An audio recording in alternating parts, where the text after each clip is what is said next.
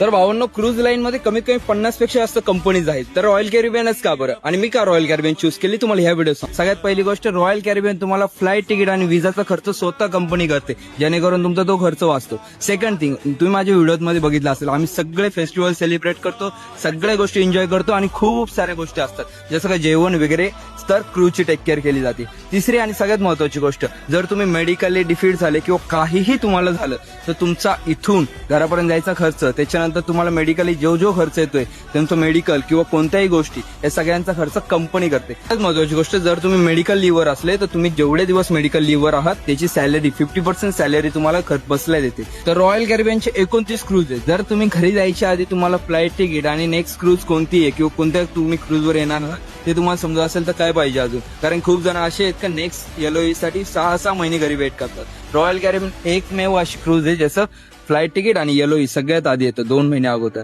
So video आवडले असेल तर लाईक करा आणि थँक्यू सो मच व्हिडिओ बघण्यासाठी.